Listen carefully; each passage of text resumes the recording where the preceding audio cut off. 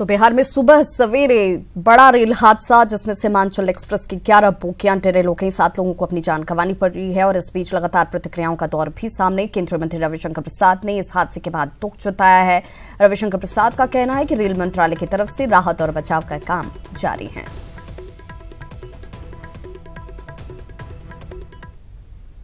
मैं अपनी बहुत संवेदना प्रकट करता हूं। रेल प्रशासन ने मुआवजा का अनाउंसमेंट किया है। जो भी मरे हैं उनके लिए संवेदना, जो घायल हैं उनके लिए भी दुख लगा है। ये दुर्घटना हमारे प्रदेश में हुई है। कहीं भी हो दुर्घटना दुखद होती है, बिहार में हुई है, मुझे और दुख लगा है। सरकार की ओर से, रेल प्रशासन की ओर से पूरी चिंता की जा रही है। तो रविशंकर प्रसाद के साथ साथ प्रधानमंत्री नरेंद्र मोदी ने भी इस हादसे के बाद दुख जताया। उन्होंने कहा कि पीड़ित परिवारों के साथ मेरी संवेदनाएं हैं। रेल विभाग, एनडीआरएफ और स्थानीय प्रशासन हर संभव मदद मुहैया करा रहे हैं।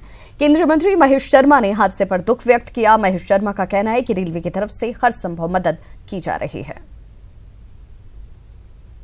घटना है, किसी भी मनुष्य की जब जीवन क्षति होती है, मैं समझता हूं हमारे रेल मंत्री जी ने बहुत अथक प्रयास किए हैं कि रेलवे को नई पटरी पर लाया जाए। सारे अनमैन्ड ट्रैफिक्स जो हैं, क्रॉसिंग्स बंद कर दिए हैं, लेकिन फिर भी दुर्घटना हुई है, दुख है। मैं संवेदना जाहिर करता हूं उन सभी के परिवार के प्रति जिनके परिवारों की जीवन क्षति हुई है, और जो घायल भी हुए हैं। सरकार उनके हितों का पूरी तरह से संरक्षण करेगी और आगे ऐसी घटनाएं ना हो, इसके लिए भी पूरे प्रयास करेगी। तो आप सुन रहे थे, जिनमें लगातार ये कहा जा रहा है कि इस तरह के हादसों को होने से बचाने के लिए हर संभव कोशिश की जा रही है। हालांकि इस तरह की घटनाओं के बाद जान माल का नुकसान बेहद दुखद है, संवेदना व्यक्त किया जाता हुआ। हालांकि ये दावा किया जा रहा है कि जितने भी लोग बोगियों के अंदर फंसे हुए थे उन्हें निकाल लिया गया, लेकिन इसके बावजूद जिस तरीके के इनिशिएटिव्स लिए जाने चाहिए वो ध्यान रखते हुए लिए जा रहे हैं। इलाज के लिए घायलों को अस्पतालों तक पहुंचाया गया है। पीएमसीएच, पटना के पीएमसीएच में इसको लेकर के हाई अलर्ट रखा गया है और व्यवस्थाओं को मुकम्मल किया गया है। मौके पर राहत और बचाव कार्य लगातार जारी है ताकि रूट पर जल्द से जल्द स्थिति को सामान्य किया जा सके। जोनल आईजी मुजफ्फरपुर सुनील कुमार पहुंच गए हैं। एनडीआरएफ के अधिकारी भी उनके साथ हैं और अपनी तरफ से राहत और बचाव कार्य का जायजा ले रहे हैं। जोनल आईजी से हम बात करने की कोशिश करते हैं। सर, थोड़ी देर में बात, वो थोड़ी देर का हवाला दे दो। एनडीआरएफ के अधिकारी हैं, वो किस तरीके से सहयोग कर, किस तरीके से आप लोग सहयोग कर रहे हैं राहत और बचाव का? नहीं, हमारी टीम यहाँ लगी हुई है, 6 टीम हमारी लगी हुई है। सुबह ही हमारी टीम आ गई थी, करीब 6 बजे करीब में। कहाँ से आई टीम? पटना से आई है, बेटा से आई है। और ये टीम आके हम लोगों ने इसमें जो भी सर्च करना पहले सर्च किया। 1-2 लोग थे उसमें, जिनमें कि कुछ क्रिटिकल। एक थे डॉक्टर सुमन जिनका नाम था, जिनका राइट लेग जो है थाई के पास से वो एक आयरन गार्डर से दबा हुआ था, वो पूरी तरह से क्रश हो गया था। तो हम लोगों ने उनको गार्डर को काट के फिर उनको निकाला और फिर उनको इवैक्यूएट कर दिया है। लेकिन अभी डिपेंड है कि अब अंदर में तो हमने 3 बोगी देख लिया, अंदर कोई नहीं। हाँ, डॉग स्क्वाड भी, हमारी 3 जो डॉग हैं, कैनाइन सर्च भी हमने कर लिया, उससे भी रूल आउट कर लिया। फिर भी हम लोग वेट कर रहे हैं कि एक बार ये बोगी थोड़ी सीधी हो जाए। सीधी क्यों नहीं हो पा रही? ये तो अभी क्रेन आएगा, क्रेन के बिना ये नहीं हो पाएगा। हाँ, रेलवे का क्रेन। नहीं, स्थानीय स्तर पर जो क्रेन है उनकी कैपेसिटी उतनी नहीं है जी। और उसके बाद आपके कितने मेंबर्स आपके पहुंचे हैं? हमारे करीब 6 टीम का करीब आप अंदाज लगा लीजिए 200 प्लस लोग हैं। 200 प्लस। तो अभी आप लोग सहयोग करेंगे किसी तरीके से? हाँ, ये हमारे हम ही क्लियर करके अंदर इनको कंफर्म किए हैं कि अब अंदर कोई नहीं है, तब ये लोग उठाने की कार्रवाई अब शुरू करेंगे। पॉसिबिलिटी नहीं है किसी के अंदर होने की नहीं है, लेकिन नीचे का अभी हम नहीं रूल आउट कर सकते हैं, इसलिए हम लोग वेट कर रहे हैं। हो सकता है कि लोग नीचे भी दबे, पॉसिबिलिटी चांसेस नहीं है ऐसा, लेकिन फिर भी उसको पूरा रूल आउट करना जरूरी है। तो जब तक वो उठेगा नहीं तब तक आप रूल आउट नहीं कर सकते। ऐसे कंपार्टमेंट है? 3 ही है। हाँ, 3। और बाकी के जो है, बाकी तो जो टिल्टेड है उसमें कोई ऐसा कुछ नहीं है। बिल्कुल। विजय सिन्हा एनडीआरएफ के अधिकारी हैं, इनका साफ तौर पर कहना है कि पॉसिबिलिटी कम है। हालांकि ट्रेन का जो कंपार्टमेंट है, इसके अगर नीचे लोग दबे हों तब कुछ नहीं कहा जा सकता, लेकिन जो कंपार्टमेंट है इसके अंदर अब लोगों के फंसे होने की संभावना काफी कम लगती है। फिलहाल एनडीआरएफ, रेलवे की टीम और जो स्थानीय प्रशासन है उसकी टीम मौके पर मौजूद है और राहत और बचाव का। सबसे बड़ी बात यह है कि अब जो कंपार्टमेंट, अभी भी आप देख सकते हैं जो कंपार्टमेंट की स्थिति है, इसको सीधा नहीं किया जा सकता है और एनडीआरएफ के अधिकारी भी कह रहे हैं कि उसको सीधा करना अभी भी एक प्राथमिकता बनी हुई है और जो लोग हैं उनके अब दबे होने की संभावना कम दिखती है। कैमरा पर्सन अभिषेक के साथ संजय कुमार, न्यूज़ 18 सहदेई। हमारे सहयोगी लगातार स्पॉट पर मौजूद हैं और एनडीआरएफ की 6 टीमें इस वक्त यहां पर युद्ध स्तर पर काम कर रही हैं, जिनके अधिकारी की तरफ से कहा जा रहा था कि कोशिश ये की जा रही है कि जल्द से जल्द जो टिल्ट बोगियां हैं, जो गिरी हुई बोगियां हैं, उन्हें सीधा किया जा सके। हालांकि इसको लेकर के इंतजार किया जा रहा है क्रेन का, जो कि रेलवे की तरफ से भी यहां पर पहुंचना बाकी है और उसके बाद ही ये स्पष्ट किया जाएगा कि अब कोई भी शख्स इन बोगियों के नीचे दबा हुआ नहीं है। हालांकि अपनी तरफ से वो जरूर कह रहे थे कि जब तक जांच हमारी तरफ से की गई है और देखा गया है, खंगाला गया है, तो अब किसी के दबे होने की आशंका बहुत कम लगती है। जो भी लोग घायल थे उन्हें अस्पतालों तक पहुंचाया गया है। 7 लोगों ने अपनी जान गंवाई है और उसके बाद रेलवे की तरफ से साथ ही साथ राज्य सरकार की तरफ से मुआवजे का ऐलान कर दिया गया। मुख्यमंत्री नीतीश कुमार ने भी इस पर दुख व्यक्त किया और बताया कि इसको लेकर हर वो व्यवस्था, घायलों को लेकर अस्पतालों में इंतजाम मुकम्मल किए गए हैं और सरकार अपने खर्चे पर लोगों को गंतव्य तक पहुंचाएगी। मौके पर रेलवे ने कंट्रोल रूम खोल लिया है और इसी कंट्रोल रूम में रेलवे के जो अधिकारी हैं, इंजीनियर हैं और जो दूसरे तमाम लोग हैं वो आपस में मंत्रणा कर रहे हैं कि किस तरीके से राहत और बचाव कार्य जो है उसमें तेजी लाई जा सके। एक बड़ा डिफिकल्ट टास्क हो गया है रेलवे के लिए कि जो अभी भी ट्रैक पर जो कंपार्टमेंट पड़ा हुआ है उसको सीधा नहीं किया जा सका है। घटना के तकरीबन 5 घंटे के बाद ये कंट्रोल रूम खोला गया है और अभी भी देख सकते हैं लोगों का हुजूम जो है वो घटनास्थल पर मौजूद है। एम्बुलेंस जो है अभी भी लगाया गया है। इस बात की संभावना अगर हो कि जब जो कंपार्टमेंट है उसको सीधा किया जाए तो जैसा कि एनडीआरएफ के अधिकारी ने बताया था कि इस बात की संभावना हो सकती है कि कंपार्टमेंट के नीचे कोई लोग दबे हो सकते हैं, तो उसको लेकर अभी भी एम्बुलेंस की टीम यहाँ तैनात रखी गई है। तमाम जो अधिकारी हैं, जोनल आईजी मुजफ्फरपुर, आपदा प्रबंधन विभाग के प्रधान सचिव और जो रेलवे के तमाम अधिकारी हैं वो मौके पर कैंप कर रहे हैं और फिलहाल स्थिति यही है कि जो पैसेंजर यहाँ से चले गए हैं उनके लिए उनके सामान की रक्षा करना भी प्रायोरिटी है एडमिनिस्ट्रेशन की और यही कारण है। खुद आपदा प्रबंधन विभाग के प्रधान सचिव कह रहे थे कि पैसेंजर्स को जो चिंता है कि उनका सामान सुरक्षित रखा जाए, इसके लिए भी प्रबंध किया जा रहा है। चूंकि कंपार्टमेंट जिस तरीके से क्षतिग्रस्त हो गया है तो सारे पैसेंजर्स के सामान अभी भी अंदर दबे पड़े हैं।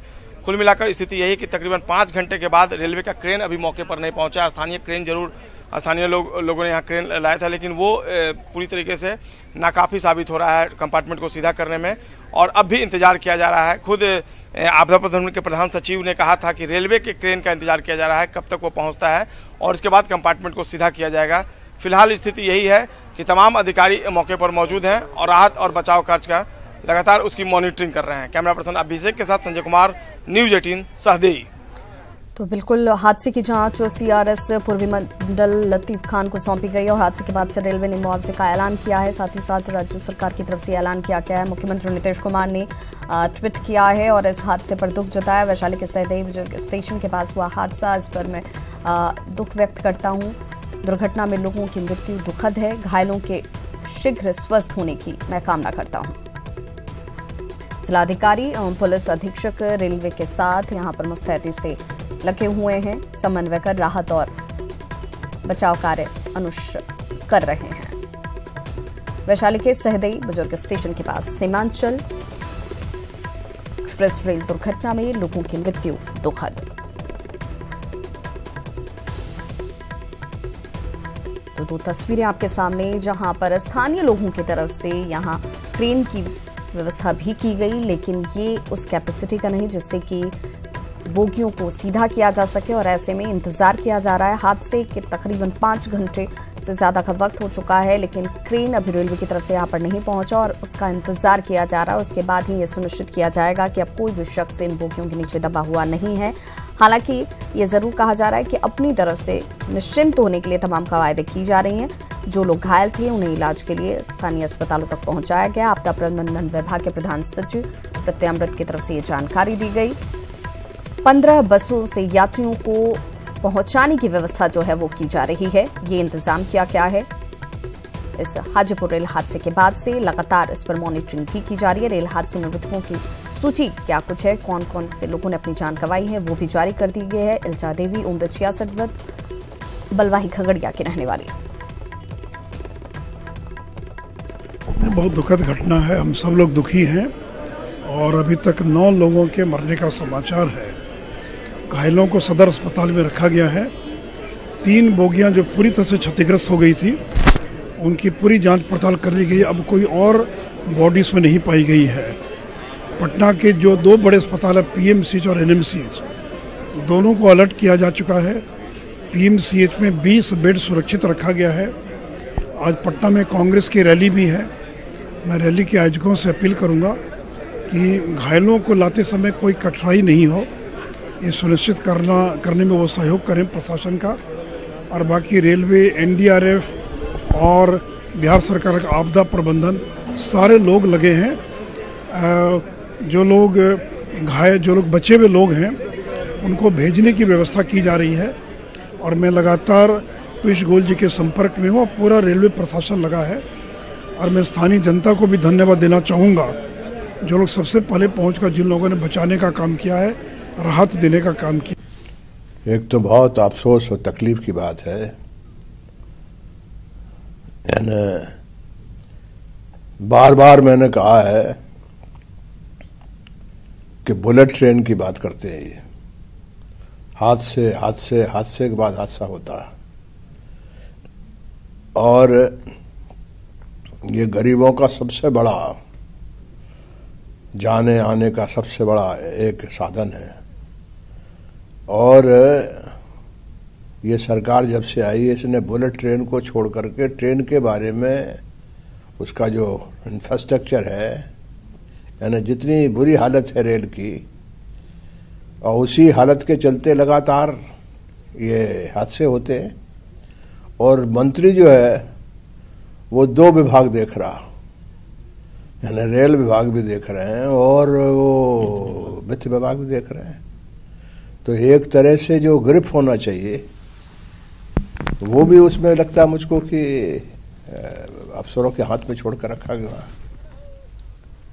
तो शरद यादव को आप सुन रहे थे, जिनका ये कहना था कि इस तरह के हादसे कहीं ना कहीं अलर्ट करते हैं। हालांकि इस बीच उन्होंने कटाक्ष भी किया कि हम बुलेट ट्रेन की बात कर रहे हैं और ट्रेन वो माध्यम जिससे सबसे ज़्यादा लोग अपने यातायात के रूप में, इस माध्यम के रूप में इसका उपयोग करते हैं और ऐसे में इन व्यवस्थाओं को सुनिश्चित किया जाना पहले ज़्यादा ज़रूरी है।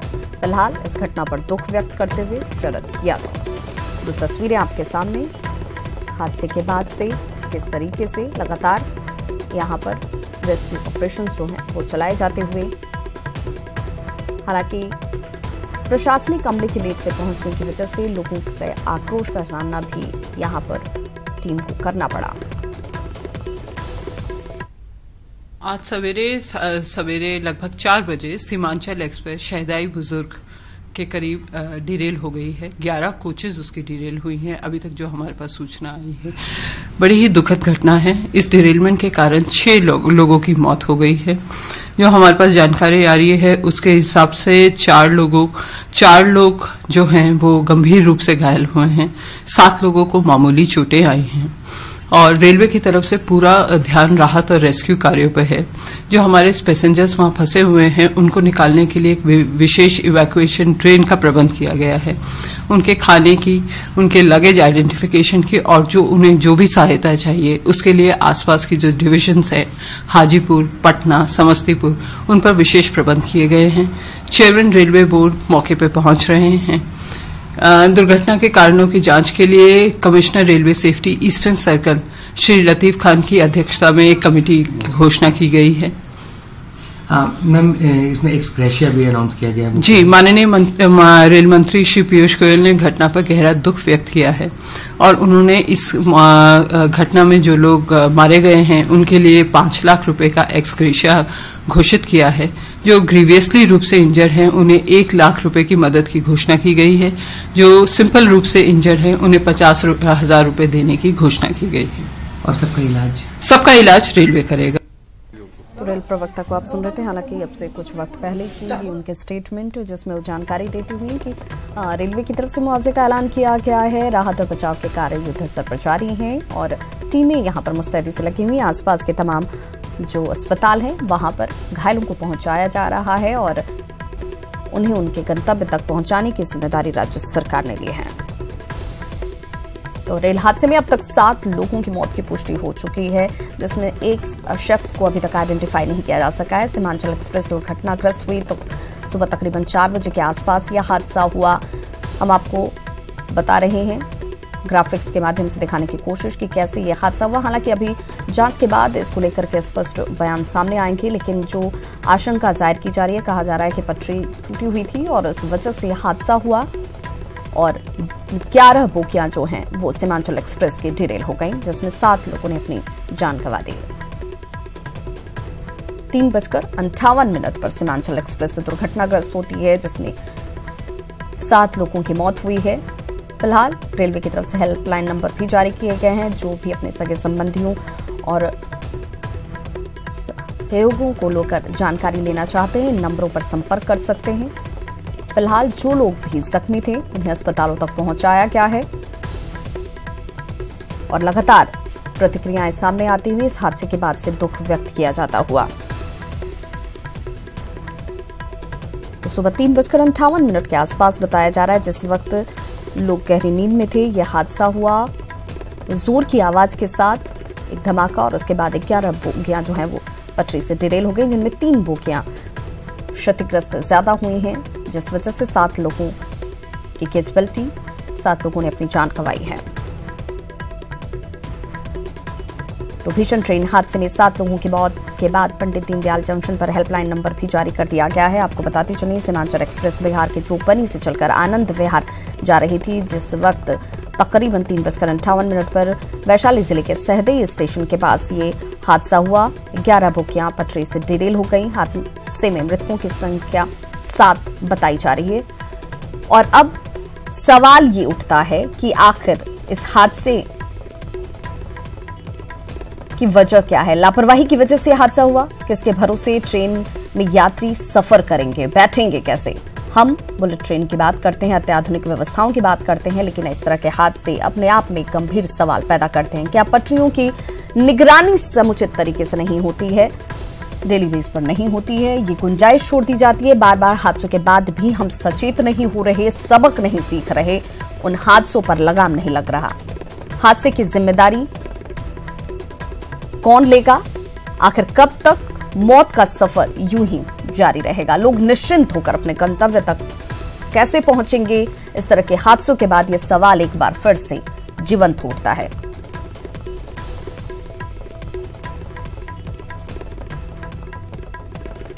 तस्वीरें आपके सामने और इन सवालों के जवाब, हालांकि हर बार हादसे के बाद से जवाब यही कि इन हादसों को कम करने की कोशिश की जा रही है। इन हादसों के पीछे जो भी लोग जिम्मेवार होंगे उन पर कार्रवाई की जाएगी, लेकिन मौत जिनकी हो जाती है या इस तरह के हादसों के बाद जो सवाल उठते हैं उनको लेकर के कोई मुकम्मल जवाब नजर नहीं आता। और एक बार फिर से ऐसी घटनाओं की पुनरावृत्ति ये लोगों के अंदर कहीं ना कहीं संशय और परेशान करने की स्थिति उत्पन्न करती है।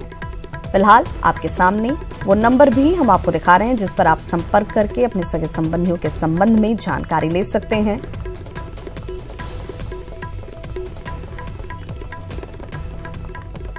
तो ये ट्रेन बिहार के जोगबनी से चल करके दीनदयाल उपाध्याय जंक्शन होते हुए आनंद विहार स्टेशन जाती है। ट्रेन के 11 डिब्बे पटरी से उतरे, जिनमें 3 स्लीपर क्लास, जिसमें S8, S9 और S10 बताया जा रहा है। एक जनरल कोच, KC कोच भी शामिल, जिसकी B3 बताई जा रही है। हादसे में एक डब्बा पूरी तरह से क्षतिग्रस्त हुआ है। हालांकि अब जिस तरीके से लगातार NDRF की टीमें बता रही हैं कि 6 टीमें जो हैं वो तकरीबन 200 कर्मचारी NDRF के यहां पर राहत और बचाव के काम में युद्ध स्तर पर लगे हुए हैं और इंतजार किया जा रहा है क्रेन के आने का। ये अपने आप में भी एक व्यवस्थाओं को लेकर के सवाल उत्पन्न करता है कि अगर हादसे इस तरह के होते हैं और वो भी जब सबसे ज्यादा प्रायोरिटी होती है जल्द से जल्द उन तक सहयोग पहुंचने की, मदद पहुंचने की, वैसे में 5 घंटे का वक्त लग जाता है रेलवे की तरफ से क्रेन को यहां पर पहुंचने में, वो भी अगर ऐसी जगह पर जहां से बहुत ज्यादा दूरी नहीं है पटना की। उसके बावजूद ये कहा जाना कि अभी 5 घंटे के या तकरीबन 5 घंटे से ज्यादा का वक्त अब हो चुका है, उसके बावजूद भी क्रेन यहां तक नहीं पहुंची है। और हमारे सहयोगी राजीव मोहन हमारे साथ इस वक्त घटनास्थल से जुड़ गए हैं। राजीव, फिलहाल क्या कुछ स्थिति है और क्या ये माना जाए कि तब से लेकर अब तक जो अधिकारी ये कह रहे थे कि क्रेन का इंतजार किया जा रहा है और उसके बाद ही ये स्पष्ट कर दिया जाएगा कि अब कोई भी शख्स दबा हुआ नहीं है, तो क्या वो स्थिति बन पाई है अब तक? देखिए, जो रेल प्रशासन ने ये कहा था कि अब कोई भी अब दबा हुआ नहीं है, तो इसको लेकर के जो NDRF की टीम और जो SDRF की टीम दोनों जो पहुंची है वो पूरे डब्बे को खंगाल रही है तो एक जो जानकारी उनके द्वारा दी जा रही है उसके तहत ये कहा जा सकता है कि अब कोई संभावना नहीं बनती है कि कोई इसमें फंसा हो, क्योंकि जितनी भी डब्बे जो 9 डब्बे जो डिरेल हुए हैं सब में खोजबीन कर ली गई है, यात्रियों के सामान पड़े हैं, लेकिन उसमें कोई व्यक्ति अब नजर नहीं आ रहा है।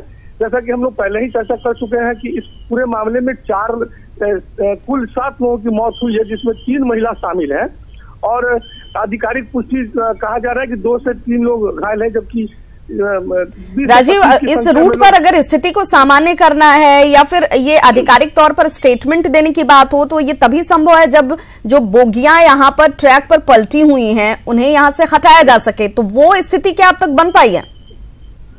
जी नहीं, बिल्कुल नहीं। अभी तक यही है कि जो टीमें आई है, रेस्क्यू ऑपरेशन की जो टीमें यहाँ से आई है वो यही, अभी 2 क्रेन यहाँ है, वो क्रेन भी करीब 2 घंटे से लगा है।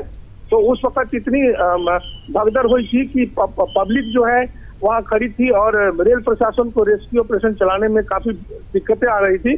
तो अब धीरे धीरे लोग यहाँ से तितर बितर हुए हैं, तो अब ऑपरेशन शुरू हुआ है, लेकिन अभी कहा नहीं जा सकता है कि इनको कितना वक्त लगेगा। हो सकता है इनको शाम तक ये वक्त लग जाए और उसमें वो लगे हुए हैं। फिलहाल ये जानकारी आ रही है कि घटना के बाद जो है केंद्रीय मंत्री रामविलास पासवान मौके पर आएंगे, उसके अलावा जो रेलवे बोर्ड के चेयरमैन है वो आने वाले हैं और जो केंद्रीय राज्य मंत्री है मनोज सिन्हा, उनके भी आने की सूचना है। तो इस तरह से पूरा जो हादसा है उसको आप एक तरह से कह सकते हैं कि सरकार ने भी फोकस किया है कि आखिर क्यों हुआ है, क्योंकि ये पब्लिक से जुड़ा मैटर है और इस मामले में जो सुस्ती बरती गई, जो देरी दिखाई गई, 5 घंटे 6 घंटे में रेस्क्यू ऑपरेशन शुरू होता है, तो ये जो बड़ा सवाल हो रहा है इसकी तलाश की जाएगी और इसको पब्लिक डोमेन में जो सरकार की तरफ से कुछ बयान देना होगा, बताना होगा कि आखिर क्या कारण। चलिए राजीव, आप इस बड़ी खबर पर नजर बनाए रखिए। हर अपडेट हम अपने दर्शकों तक सबसे पहले पहुंचाएंगे। रटा रटाया जवाब है हर बार इस तरह के हादसों के बाद